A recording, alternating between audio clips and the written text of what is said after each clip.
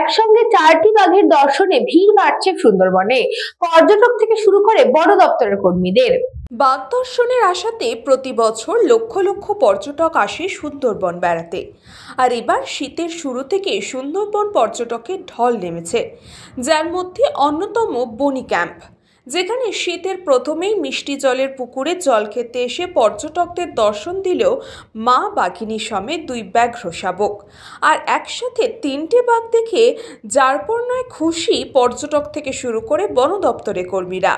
আর যারা এসে বাঘের দর্শন পেলেন না, তার একরাশ হতাশা আর দুঃখ নিয়ে লঞ্চের উদ্দেশ্যে ফিরে গেলেন।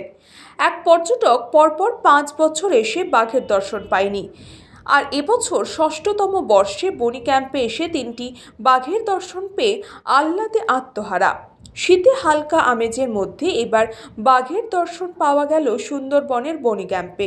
বনকর্মীদের দাবি, বনি ক্যাম্পে প্রায়শই দেখা যাচ্ছে 3টি বাঘ, একসাথে কখনো 4টি বাঘও দেখা যাচ্ছে। মা বাঘিনীর সাথে দেখা দিচ্ছে কখনো 2টি শাবক, আবার 3টি শাবক।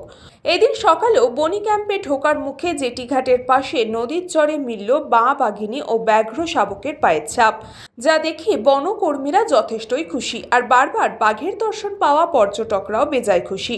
বনকর্মীরা আশা করছেন বনি ক্যাম্পে বারবার বাঘিনী ও তার শাবকের দর্শন পাওয়া যাওয়ার সুন্দরবনে বনি ক্যাম্পে এবার পর্যটকদের রেকর্ড ভিড় হবে। ব্যুরো রিপোর্ট, নিউজ বঙ্গ টাইম।